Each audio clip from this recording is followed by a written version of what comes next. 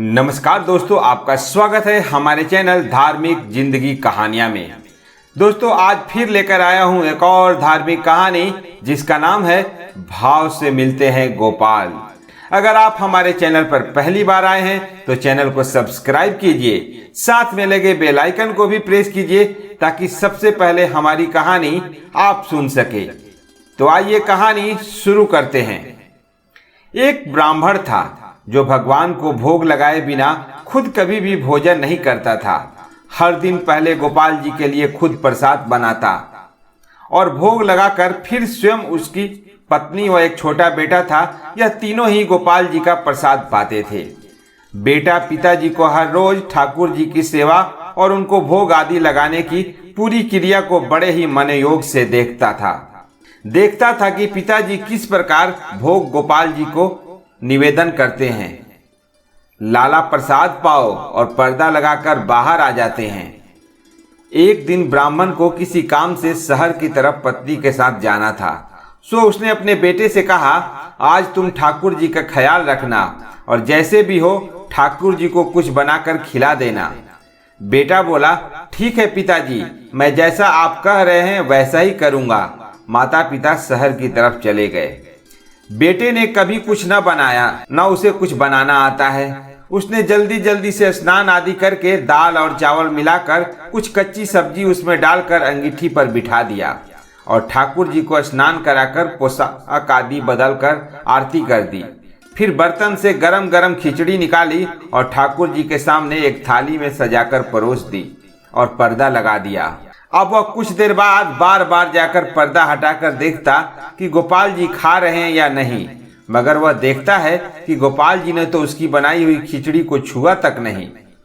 प्रसाद को काफी देर देखने के बाद छोटे से बच्चे को बहुत गुस्सा आया और वह गोपाल जी से बोला, पिताजी खिलाते हैं सो खा लेते हो, क्योंकि वह स्वादिष्ट व्यंजन जो बनाते हैं आज मैंने बनाया है। मुझे खाना बनाना आता नहीं है और मैंने बेकार सा भोजन बनाया है, इसीलिए नहीं खा रहे हो।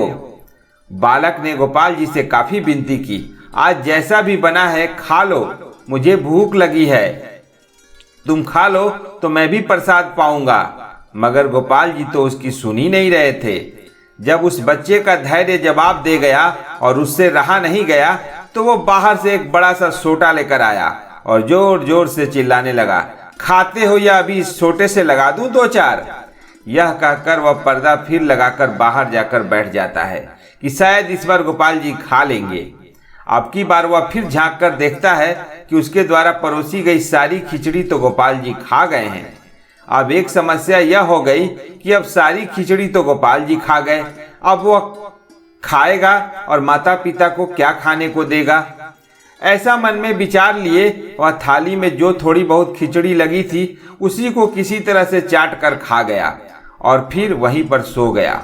जब शाम को माता पिता हारे थके घर वापस आए तो उन्होंने बच्चे को उठाकर पूछा, बेटा आज क्या बनाया था गोपाल जी के लिए।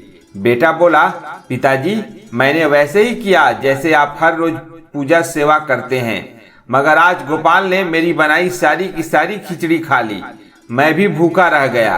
पिताजी को अपने बेटे की बात पर विश्वास नहीं हुआ। फिर पिता ने बेटे से कहा, हमें बड़ी जोर से भूख लगी है, गोपाल जी का भोग प्रसाद हमें भी तो दो, हम भी कुछ खा लें, सुबह से कुछ खाया भी नहीं है। ऐसा सुनकर बच्चा रोते हुए बोला, पिताजी आज गोपाल ने मेरे लिए भी कुछ नहीं छोड़ा, मैं भी भूखा रह गया, कुछ भी नहीं खा पाया, जो थाली में लगा रह गया था वही खाया और मुझे नींद आ गई और मैं सो गया। ब्राह्मण ने और उसकी पत्नी ने पहले तो सोचा कि शायद यह कुछ बना ही नहीं पाया होगा। फिर जब उन्होंने थाली की तरफ देखा तो लगा कि कुछ बनाया तो है, मगर शायद खुद ही खाकर सो गया होगा और हमसे झूठ बोल रहा है।